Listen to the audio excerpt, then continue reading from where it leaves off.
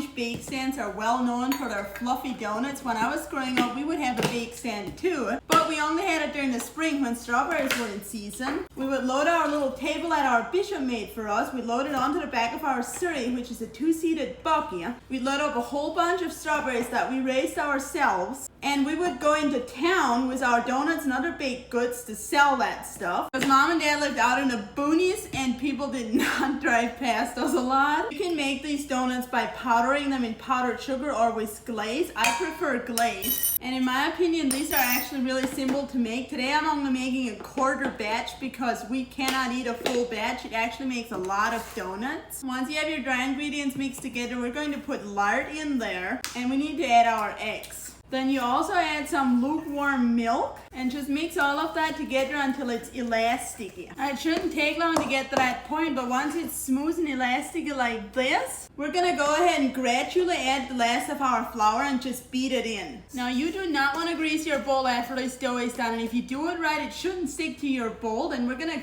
cover this, and you want to let this rise in a nice warm place until it's double in size. And once your dough has doubled in size, you just punch it down, and we're gonna cover it again with our towel. We let it rise one more time. Now once your dough has doubled in size again, you wanna punch it down, and we're going to roll it out. And if your dough is right, you shouldn't need flour to roll it out because it shouldn't be that sticky. Once it's all rolled out, it should be about 1/2 inch. You wanna cut it out. I don't have a donut cutter, so I'm just using 2 different size cookie cutters. Then I'm going to take my donuts and put them on a cloth-lined cookie sheet, and I'm using bird's eye fabric for my cloth. That is actually the fabric my Amish always use for their church diapers because it stayed nice and white. For every day, they would use flannel. Then you want to take your extra dough, roll it out again, and repeat that process until you have no dough left. And it is okay to have donut holes. I have them all cut out. I only made a quarter batch. I have 10 donuts and 6 donut holes. One is a little bigger than the others because it's not actually a donut hole. It's just a little ball of leftover dough. But anyways, you're going to let these rise for a little bit. And I always like to cover mine to let them rise.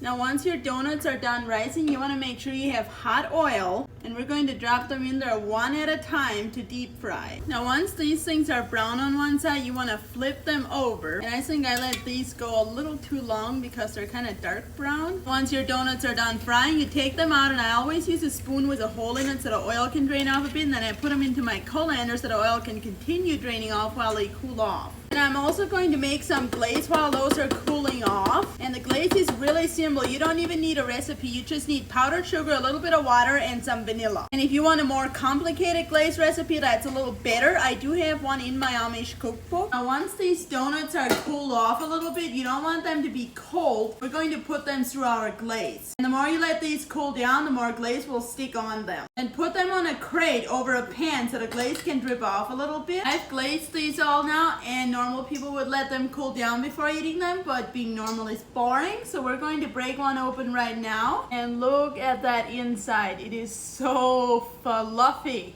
Let's take a bite and make sure it's good. Oh my gosh, this is delicious. I feel like I should be having a bake stand tomorrow. Goodness, these are good. I'm gonna give some of these to some of my friends and maybe some to the mailman because he works hard for us, especially for me. I order packages now and then, and he delivers them a lot of times. And I think I'm also gonna give some to my uncle and his family. But if you guys want to try this delicious Amish donut recipe, it is in my cookbook, Amish cookbook, with over 150 recipes from scratch. And the cookbook is only available on my website, socialsbylavina.com. And you can find that website by typing it into your browser. It'll pop up, or you can find the link in my profile or in the caption. And this recipe specifically is under glazed donuts. Enjoy!